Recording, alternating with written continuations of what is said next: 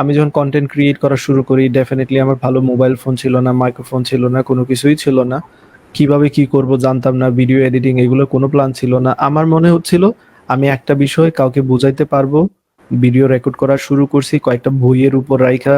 Mobile ছিল তখন iPhone 7, luckily England থেকে আসছিলাম। সেই একটা ফোনই ছিল। ওইটা দিয়েই রেকর্ড করা শুরু করছি। তখন অবশ্য iPhone তো তখনও যেরকম এখন যেরকম তখনও ওইরকমই ছিল, অনেক এক্সপেনসিভ ছিল।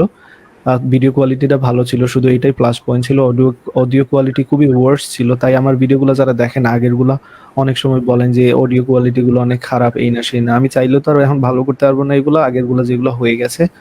তো কন্টেন্ট ক্রিয়েশন এরকম, আপনি যদি কোনো কিছু একটা ভালো জিনিস বুঝতে পারেন, আপনার কাজ হচ্ছে ইমিডিয়েটলি ভিডিওগুলো শেয়ার করে দেওয়া, মানুষের সাথে শেয়ার করা। আপনি মনে করবেন যে কেউ দেখবে না। আমি যখন শুরু করছি তখন আমিও সেম হয়তো ফিলিংস ছিল আমার, যে কে দেখবে আমার ভিডিও। আপনি জানেন না যে কখন আপনার একটা ভিডিও থেকে অ্যাটলিস্ট 100 জন 200 জন মানুষ উপকার লাভ করবে। এবং এটা কাইন্ড অফ ডোনেশনের মতো কাজ করে রিয়েল লাইফে। আপনি এই যে ভিডিওর মাধ্যমে কারো উপকার করতেছেন, এটা কিন্তু অনেক নেকির কাজ, একটা ডোনেশনের মতো, সদকার মতো কাজ করে, যেটা আজীবনই হয়তো আপনি পেতে থাকবেন। সো এক্ষেত্রে আমার একটা কোয়েশ্চেন ছিল, হ্যাঁ, এক্ষেত্রে আমার একটা কোয়েশ্চেন ছিল, সেটা হচ্ছে হ্যাঁ, যে কিছু ভিডিওতে মানে অনেক ভিডিও আপনার আমরা মানে আমি দেখেছি, যেহেতু কম্পিউটার সায়েন্স নিয়ে পড়ছি, অনেক জি, কোর্সেই আপনার ভিডিও দেখে পরীক্ষা দিয়েছি। সো জি, দেখা গেছে কয়েকটা কোনো একটা কোর্সে আমার ঠিক মনে নেই, কোনো একটা ভিডিওতে আমি শুনেছিলাম যে আপনি বলছিলেন যে এখন রাত 4:15 বাজে, তাও আমি হ্যাঁ, ভিডিও হ্যাঁ, বানাচ্ছি।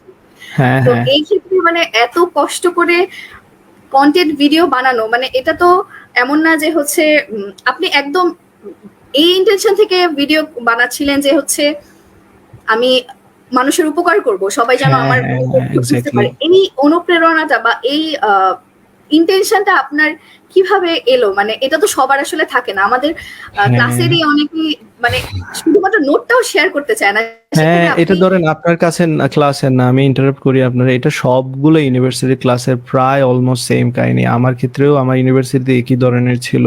আমরা মানুষ তো ধরেন কিছুটা জেলাসি আমাদের জি থাকবেই, কিছুটা ইগো থাকবে। এগুলো মিলিয়েই আমরা মানুষ, সবাই তো সমান হতে পারি না। জি জি ভালো মানুষ তারপরও আছে, কিছু থাকে। আমার সময়ও ছিল ভালো মানুষ। আপনার সময়ও পাবেন খুঁজে এরকমই ভালো মানুষ। খুব অবশ্যই হয়তোবা অনেকেই আছে। সংখ্যায় কম থাকবে। তো আমি যখন জি শুরু করি ধরেন এখন আমার এখানে ২ টা বিষয় খেয়াল ছিল মাথায়। একটা হচ্ছে মানুষের উপকার করতেছি, সেকেন্ড হচ্ছে আমারও উপকার করতেছি। কারণ ভিডিওগুলো তৈরি করার সময় আমি কিন্তু অনেক রিসার্চ করতেছি। আর ওই ভিডিও যেগুলো তৈরি করতেছি সেগুলোই তো আমার ইউনিভার্সিটির টপিক। সো একসাথে কিন্তু আমার ২ টা কাজই কিন্তু কভার হচ্ছে। আর আমি তখন তো আসলে ২০১৩ তে যখন ১ম হয়তোবা আপলোড করা শুরু করি, তখন YouTube থেকে ইনকাম করা যায় সেটাও জানতাম না। আমার সেটা হয়তো উদ্দেশ্যও ছিল না।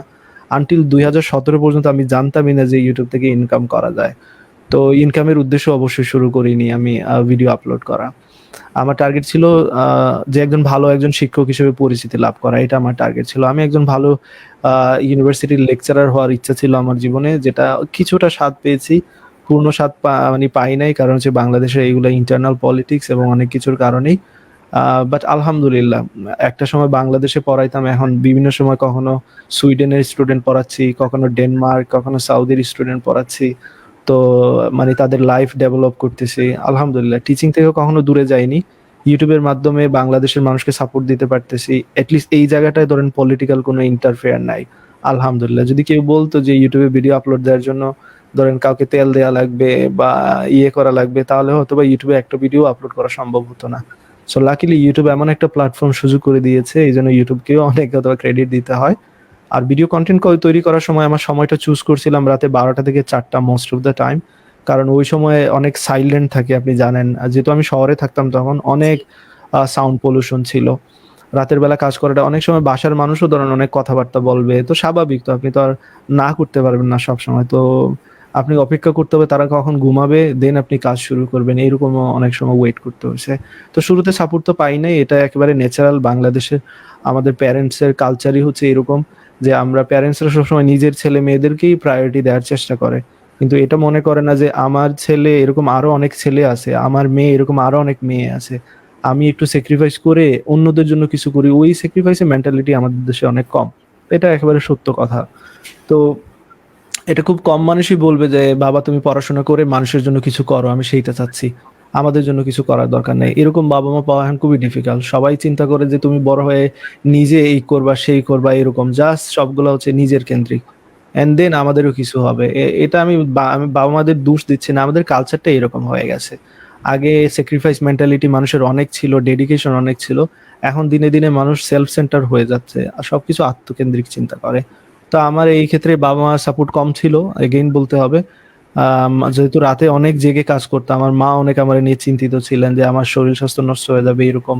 আর কেউ তো বুঝতো না যে এগুলোর ভ্যালু কি। আমার মা এত শিক্ষিত না যে উনি বুঝবেন এগুলোর ভ্যালু কি।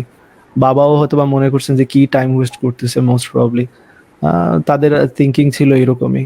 বাট যখন দেখলাম যে ধীরে ধীরে সবাই বলতেছে যে হ্যাঁ আমার সাহায্য হচ্ছে, এই সাহায্য হচ্ছে কথাগুলো শোনার মাত্রই আমার ধরেন মোটিভেশন আরো বাড়তো। তখন নিজের ঘুম কমায় হলেও আমি এই ভিডিওগুলো তৈরি করার মতো মানে চিন্তা আসতো।